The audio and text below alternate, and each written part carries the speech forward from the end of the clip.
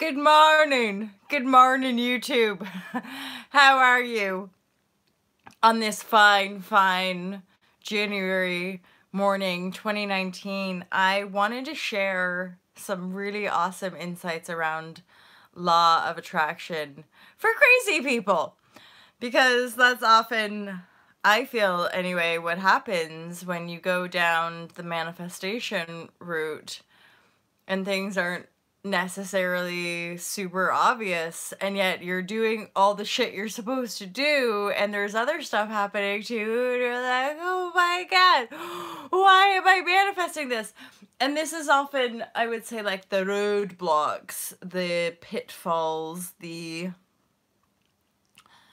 like why we default back into old patterns is because of the intensity of like the truth of law of attraction and what it actually means, because everyone wants to, including myself, we want to go around and be like, guys, look at this awesome life I'm manifesting, and yet we all kind of are like, when it comes to the shitty stuff that we're manifesting, and so we have this sort of love-hate relationship with the power of our creatorship. And I feel that a lot, that sort of, that resonant dissonance when it comes to engagement, encounter. It's that, how funny is this? Really what we have a tricky time with is the feelings that we have. All the many different feelings that we have, that we harbor, that we feel. And a lot of them are not nice particularly. They're not even kind, probably. But because we've all gotten so good at putting on such a show for everybody, that it's not even like people are consciously trying to attack and be horrible and be mean and betray and do all these things, but people are so shaded in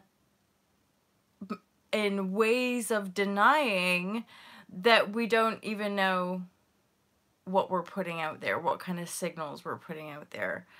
And manifestation, in truth, is so deep and so profound that, and the healing can often be so deep and so profound, that it is simply the fact that we are having a tricky time facing and acknowledging the truth of our beingness. So, and I'm getting this a lot, like the clumping in of, and I must, you feel free, please address if it's making you ever feel uncomfortable, like, we all do this, we all do that, and I'm often like, speak for yourself.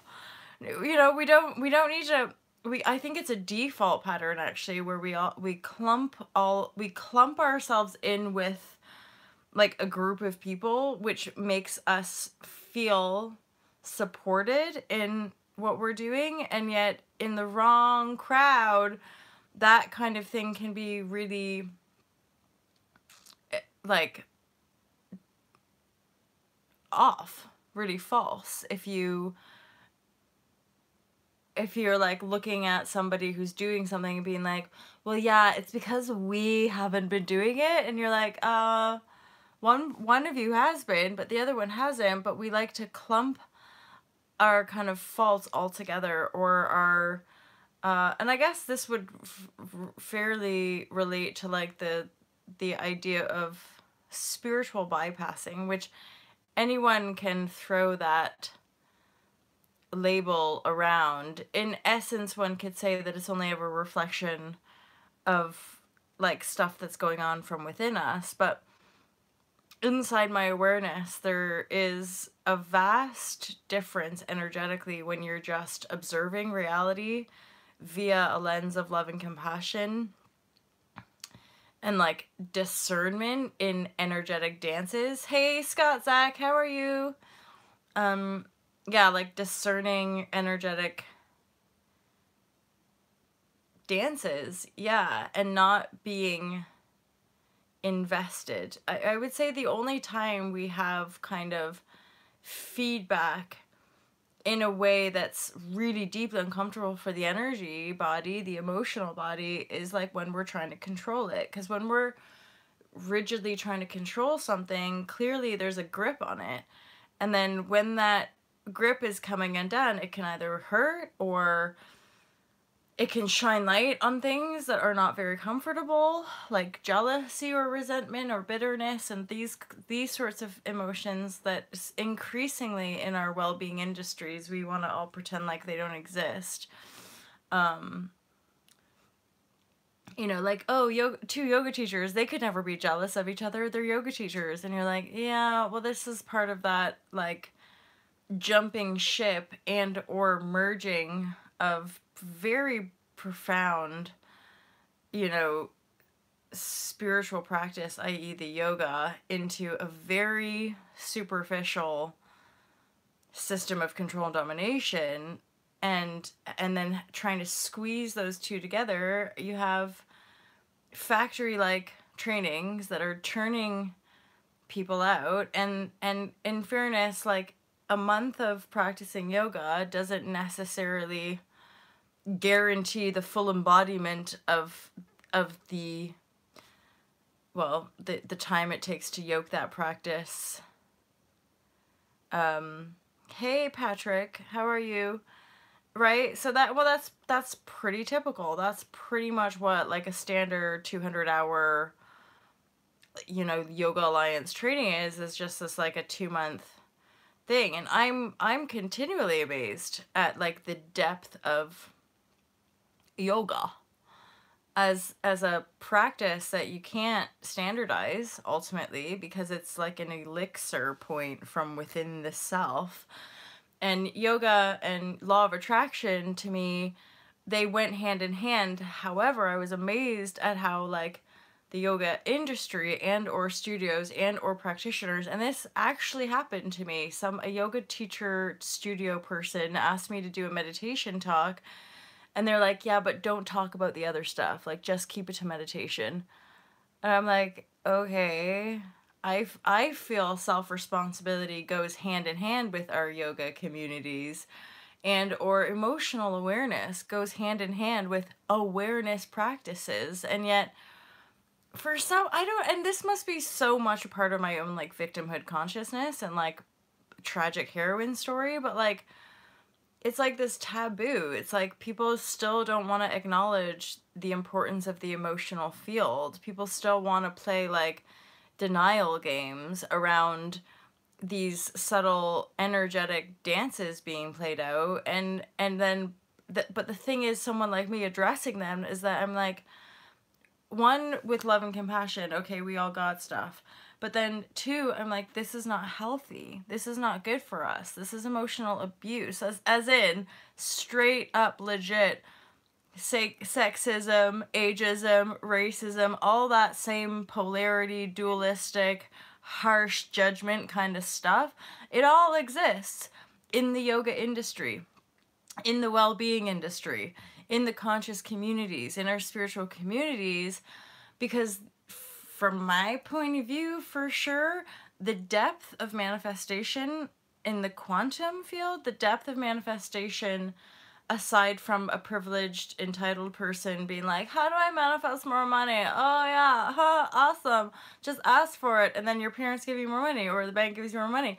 And is a little bit different than manifesting for somebody in a different walk of life. And it's not about, you know, judgment or what manifestation is better or worse. It's just about the fact that there's density and there's circumstantial realities that each individual is facing that is unique to their soul's essence and their soul's call, that they have to work out from within themselves. And I guess and this is not, like, special or unique, this share at all, by the way, but the jump that we have to make is that really law of attraction has, like, minuscule to do with the actual thought, and everything to do with the vibrashe and our overarching vortexual reality, right? Yeah, I feel that. Well, and I feel that because of all the multi-layered systematic abuse patterns that are programmed into us like fucking slaves, and then we don't, and we're in denial of our enslavement. Thus, we're in denial of all of the other multi-layered issues. And it's still perplexing to me, I suppose. It's still like, in my like field, because I'm aware of those edges of denial, and I'm aware of denial, superiority, self-righteousness, like all of these work, pride, all of them are just shades of defining, again, what people would call the ego. I personally am like, let's stop giving the ego such a bad rap, you guys. We made it up. It's like the system itself. It's like the economy. It's like all of this shady stuff.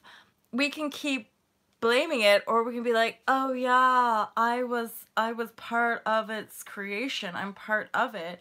As long as I'm feeding it as this thing to resist or oppose or be doing wrong by me, right? And there's nothing wrong with yoga. There's nothing wrong with the system. There's nothing inherently wrong with money. What's corrupted is our relationship with ourselves. It's our deeply conflicted sense of self, which essentially is allowing these communities, these things, money, stuff, whatever, to almost turn around like a demon monster that we're not acknowledging, that is, it's like attached to our fucking tail or whatever, and we're like, everything's fine, let's just keep drinking champagne, everything's fine, right? And we're all kind of there like, but there's actually this big fucking monster right there, right? Like the elephant in the room. Hey there, Jake Daniel, how are you? And yeah, it's like we're all supposed to pretend that monster ain't there, but increasingly so we're all aware that it's there. We're like, guys, I'm pretty sure we should fucking address this stuff.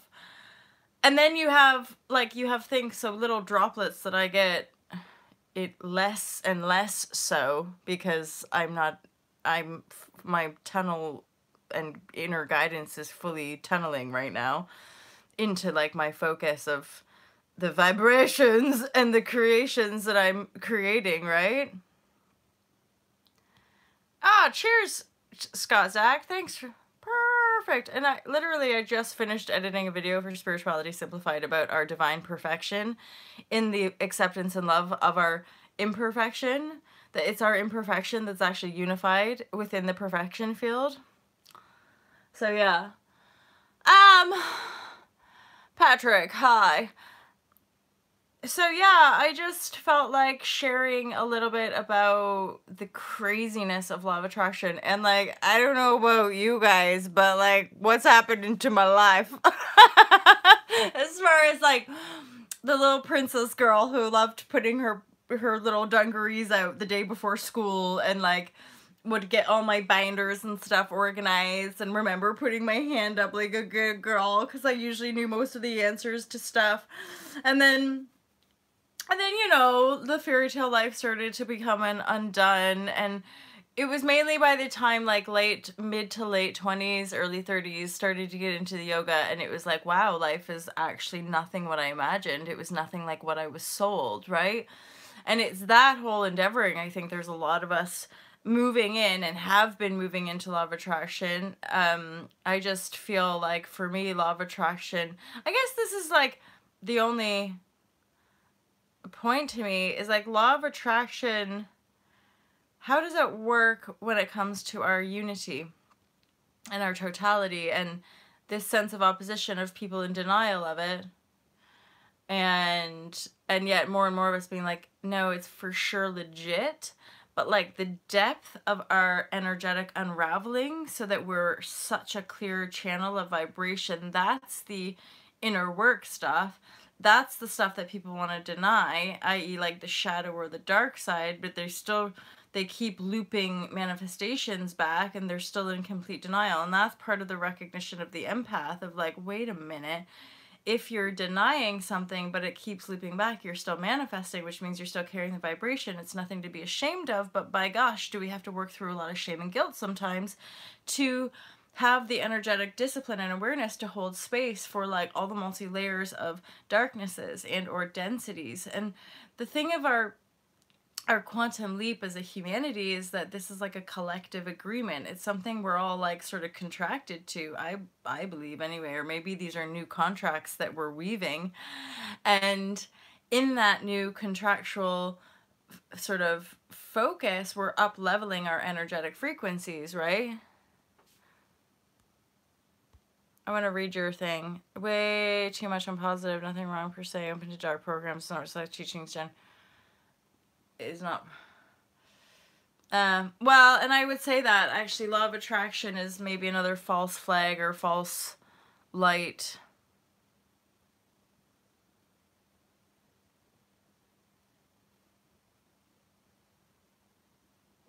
Oh, interesting. Yeah, well, I would say, yeah, I'm not, law of attraction, I would say, is like a gateway teaching, very broad. I'm not necessarily claiming it as like this thing. I'm just aware of it as a subject, as a topic of discussion, where probably a lot of us might resonate with like watching The Secret and then getting all like excited and watching a whole bunch of manifestation teachings and law of attraction teachings, and then i.e. the part of the share is law of attraction for crazy people, because the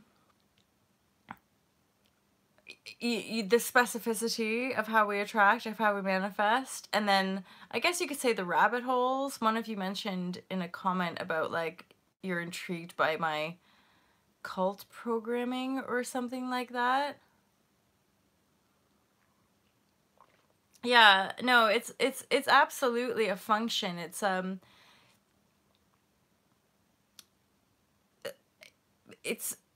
simply, this is my observation, is that law of attraction is acceptable when we're attracting all the good stuff. Law of attraction, yes, absolutely. The architecture, I loved Sasha's. You can scroll down and see Sasha's interview. He uses the words like, everything that we manifest is like a diametric or geometric equivalent to our vibrations, which is our soul's call. So all the experiences that we're making manifest are actually deeply profound experiences that we're making manifest from a soul's level to integrate certain energies. Yes, symmetry, sacred geometry. It's as within, so without, or as below, as above, so below. Like, it's that awareness of the ethereal, spiritual, invisible realms that are actually eventually done. Yeah, precisely. And it's integrating those aspects to me, which is, and okay, and so bypass all this idea of like law of attraction, because we're so consumed with idol worship and manifestation on the material plane to, pardon me, either be recognized or, it's all right, it's great, either be recognized or have a sense of grandiosity, fulfillment, i.e., and I would put my hands up to it, same, it's like getting into social media or law of attraction because there's that fame card still being played out. I've actually met yoga teachers whose husbands or people in the world is like, well, so-and-so is just going to be a celebrity yogi.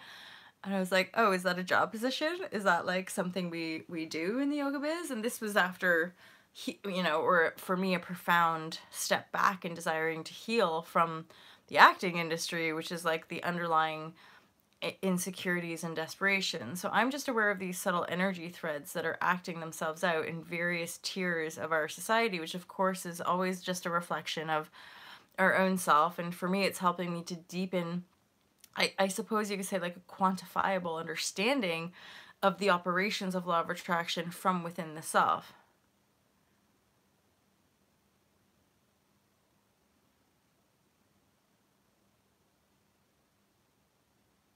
Geometry, though, is different from symmetry, I'm feeling into. There's a mathematical So like maybe you could say like fourth or fifth dimension, depending on where we are in the sheaths of manifestation, or the veils, is that underpinning the physical world that we're perceiving are like numbers, and then within the numbers are kind of geometric sequences. I'm no mathematician. I'm not exactly sure. This is all just intuitive, right? And so based on that, and okay, so just flip around to just me again. Let's just talk about me, you guys, and my process. Is that for writing the Fearless Life Guide was that when I realized that, so even like a huge part of people are like afraid to feel anger because anger leads to violence, or anger is bad, or you're a bad person for feeling anger. And I realized that like I was suppressing loads of anger. This is back when I was still like 3 sizes bigger and hating on myself huge, but still trying to pretend to be a happy-go-lucky yoga teacher, but like still and talking about acceptance and programming my mind to accept, but the body won't shift in nothing. And it's because I was in these patterns, these really dense patterns, control patterns, feel patterns.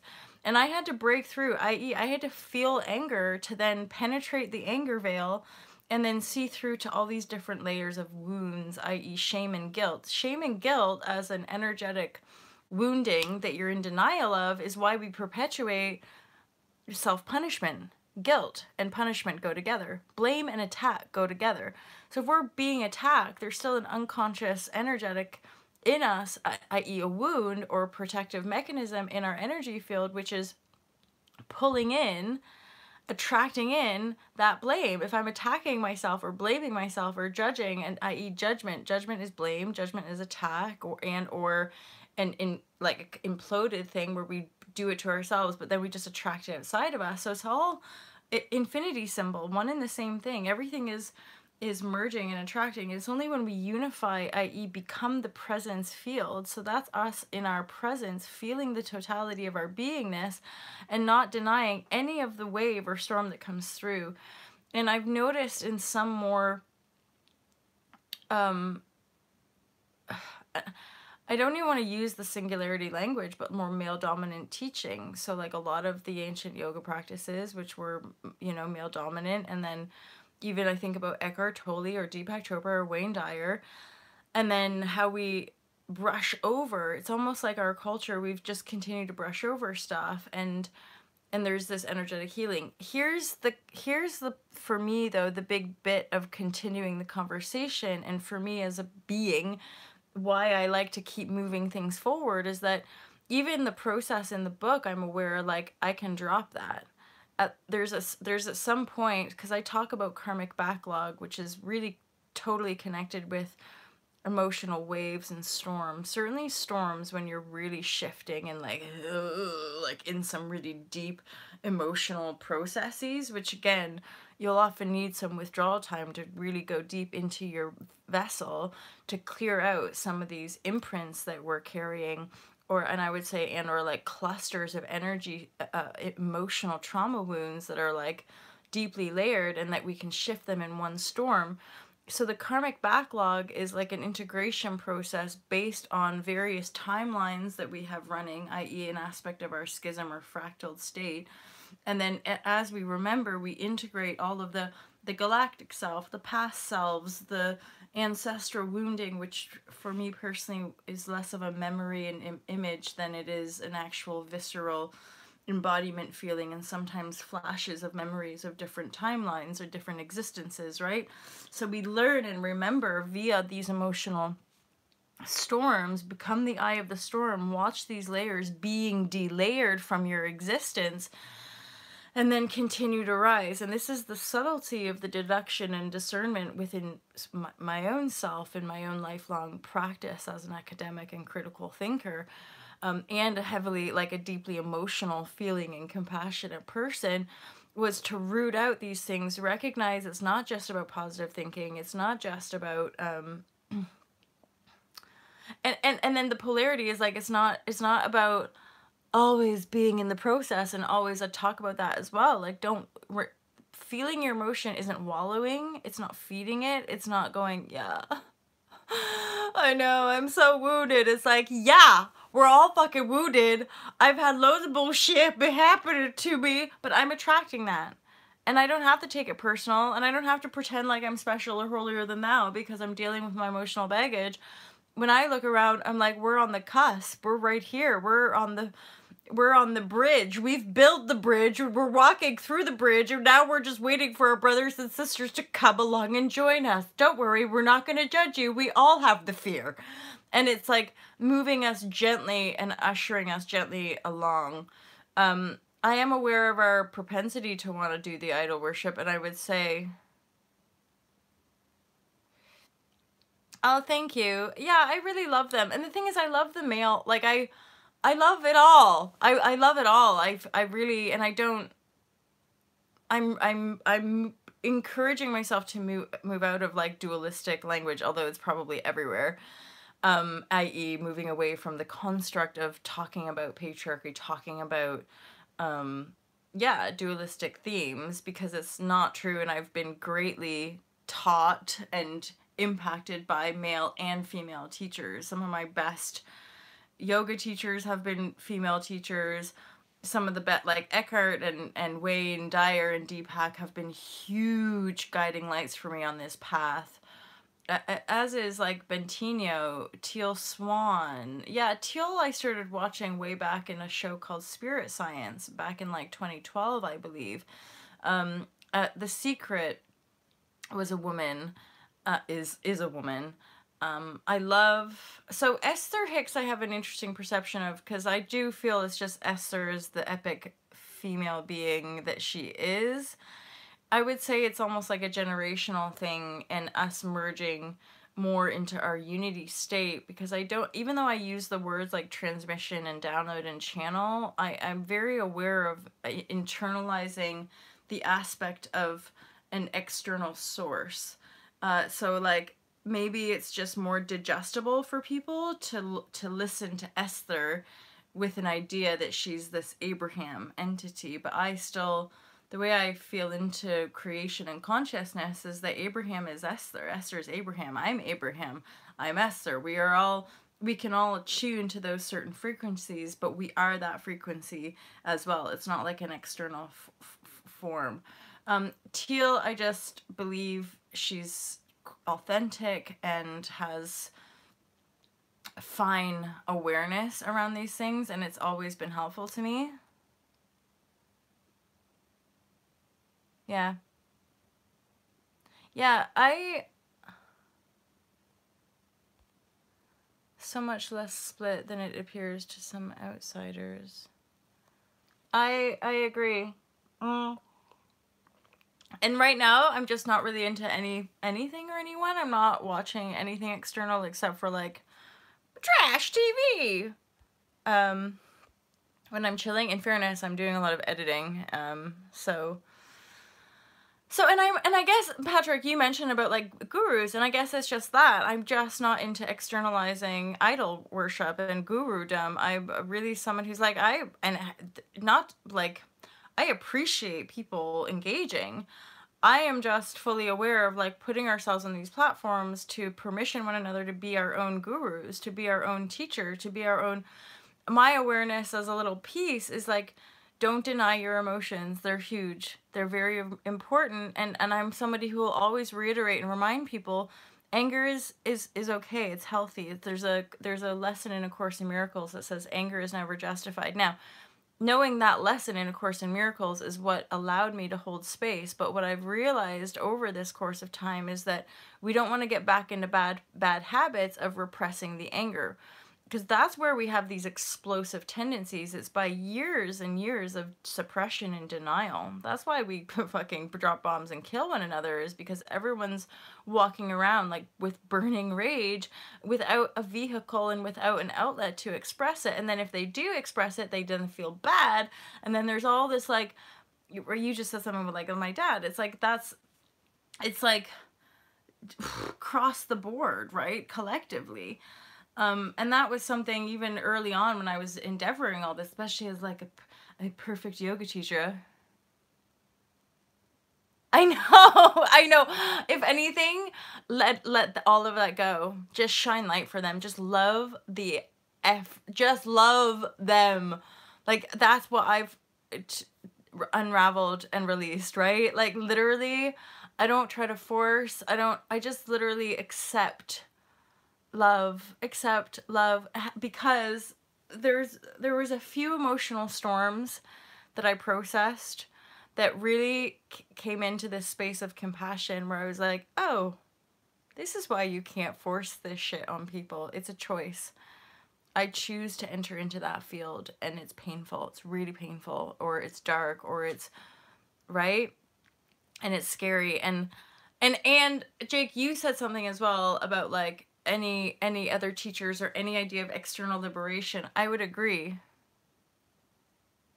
But you could still just keep loving. Just keep loving. And honestly, miraculous things happen from within that field. If nothing else, as like empath or light worker, our reactions to certain things change as well. And that's part of the release, and that's often how our perception changes, which then changes them, and that continues to unfold. Love is letting go. Love is freedom. Love is truth, ultimately, in that regard, but it's not attached to a specific thing, because that wouldn't be love if it were attached to something. That would be control. Oh, one of you guys mentioned something. I'm enjoying this. Thank you guys for engaging.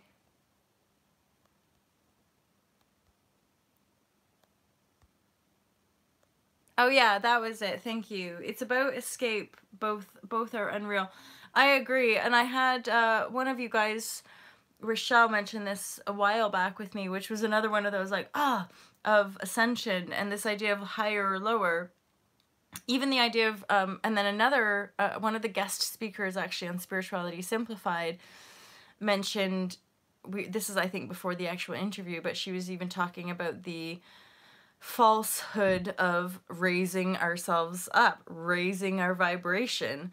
That means we all have to like, oh, let's try to raise ourselves up. If anything, that's not, I feel better, but me feeling better doesn't necessarily mean I'm raising myself. Now, my cells might be getting lighter, i.e. density. So we might be shifting density, and the cellular activity might be more light-filled, perhaps. If that's like a scientific thing, we could check it out. I'm sure of it. But it's more about embodiment and integration. And so actually there's this deepening within the expansion, but that doesn't mean I'm raising my vibration, because in essence, I'm already the truth of my vibrashe, as in the seed. So the seed is the seed is the seed is the plant. It's like that. It's not gonna be what it's not. So I'm some seed of a plant, okay? But you get what I mean about the blueprint. And so my seed of individuated consciousness blueprint, it already knows what it is. Hence, I haven't added stuff to raise myself up. If anything, I've shed untruths. So I've shed all these different aspects which I felt were untrue. In that process of shedding, love, letting go, there is a divine remembrance, an activity, a lightness that awakens. I'm like, I remember this. I do. I chose to be here. I came down. And there's like all of these unlockings of, again, like sort of different gateways, different portals to our more expanded self. Yeah, exactly. And this is what I mean about the paradoxical aspect of it, right? Of how it always just loops back to the self, because we're all that. And we don't need to try to be anything other than that. Hence, all of the teachings of law of attraction who are like, think positive. It's like, well, it's not. We don't want to apply anything more. We want to shed and then be that truth, and then allow. This is what I mean about freedom break and like this awesome phase that we're in of like the tide is turning around. It's literally that. It's like waiting or just being total loving presence on the shore, waiting for the ships to come in. It's like the tide is right out, but the tide is coming in, my friends. Now, we don't go chasing the tide. When the tide's going out, we're not like, wait, you know, wait for the water, bring the water back. We have patience because we understand manifestation. We understand, and that's like another one in A Course in Miracles of like, a teacher of God can wait and wait without anxiety, because I did not say that very well. And wait without anxiety. And that's something that's taken a little while for me, because patience is a bit of an ish in my life bubble of just my, you know, stuff that drives me, and patience is one of those things. I'm like, infinite patience. Big ego is also a challenge. But anywho, I digress. Yeah, so just like watching the tide go out and embracing the fact that there's these natural cycles and going, that's okay, tide. I know you're coming back. I'm not going to freak out. I'm a teacher of God. I can wait. I can wait without any anxiety, because I'm so full of patience, and I'm so full of trust, and I'm so full of faith. And that's the legit truth in this moment. But it's taken years of practice and unraveling to get to this moment, and this moment continues. So I'm just like, guys, isn't it cool? And I can, with zero shame inside my beingness, honestly tell you I'm one of the crazy people who watched The Secret and decided, like, I'm gonna go manifest my dream life. And 7 years later, I'm like, holy fuck. Oh. It's like a rabbit hole within a rabbit hole, but it's leading to paradise, my friends. And I joined the club. Hi, Jake. I know I have. I've fully jumped in. The thing that, but the weirdest paradox is, like, I'm aware of certain judgments and certain, like, energetic feedback loops in my old world, and my own victimhood, and all my, like, shameful secrets and blah, blah, blah, and, like, people hate me. All of my victimhood consciousness, so, like, so I'm aware of all of that. Reflecting back, I'm also aware of increasingly taking leaps, increasingly being guided into greater and greater creativity. And the fact is, I keep getting to these different points where I'm like, I don't fucking care what I'm attracting, because I love life. Like, I love the this is where non-judgment is so huge, because it really would require non-judgment from other people, because, like, I'm aware that from other people's 3D perspective, they're like, what do you do all day? And like, I just enjoy my existence, whether I'm walking around, whether I'm crying in my car, whether I'm having these hardcore, profound insights. I'm like, oh, life is so cool, which I never imagined it would be this fun or this cool, no matter how much money I made or how awesome my husband was or any of that kind of shit. None of that actually matters, because I'm just like a 5-year-old kid enjoying her existence, which is, I would say, like, who cares about anything else? Who cares about law of attraction, you guys? When you're a kid, all you're caring about is, like, what's fun? Like, think about, have you ever worked with kids? I don't know, it's impossible, but it's also kind of cool. Like, children just run around. It's like, what can we do next? Like, what can we play with next? And I imagine that sort of like stripping back the layers of the system, where you just remember your innocence and your total oneness with imaginative creativity, and then you go with that flow. And then once you're in that flow, you just don't want to go back. And so you're just kind of like, okay, I wonder what's going to manifest on this level of vibrashe, or this level of point of attraction, or this level of serenity or surrender, or this level of playfulness. It's like, holy shit. There was definitely a time in my life where I forgot. I didn't even think that I could access this level of joy in an adult form, because life was so different. Life was just completely different. And then I'm like, I have to get feedback, third-party reminders, as in people who know people who know people, to come into my world physically and remind me that people are still locked in. Like, there's a whole bunch of people on the planet that are still buying into, like, the 3D matrix of, like, life is hard, and you're like, ah, and hence why we're all still really relevant and important to keep doing this work. So we keep vibrating it and sending out little juicy ripples. Just love our brothers and sisters no matter what. Don't try to force it, and just live your highest joy. That's all. Cheers, you guys. I appreciate you. Thank you so much for being here. Thanks for joining the Crazy People Club. I appreciate you, and my company is called All to Love. I don't know why I'm laughing, but it does. It sounds good to me, and I have mega appreciation, obviously, Otherwise, I'd be talking to myself. Which I did that for many years as well, so it's like, yeah. Anyway, you guys, I love you. Have a joyful, joyful day. Thank you for the feedback. I appreciate the discussion. And knowing that there's like other humans that actually like reflect back and feel it and vibrate it and align with it. Love, heart, vibrashe. I now got the giddy giddies. I got the giddy giddies, you guys. Maybe it's because 2 in the morning is when I wake up. Have a great morning to you as well, Jake Daniel. Y'all, I appreciate you mega big time, and I can't wait to see you maybe in a few hours or maybe tomorrow morning. Check out Spirituality Simplified, you guys. I'm going to be uploading some content pretty soon. Now that I've started editing, it's taken me a little while to get the energy back, but now that I've started editing, I'm pretty stoked. I'm like, well done, MJ. You recorded some good stuff in Bali. Even though I've recorded the first 2 days, you can still see massive bags under my eyes in these videos because it's like literally been 5 hours since I landed in Bali, and then I'm like, right, must start filming. And you can tell I just woke up, but that's okay. I'm looking forward to, and a potential high vibrashe collaboration. I'm gonna go. I'm just gonna stop talking. Have a great day, you guys.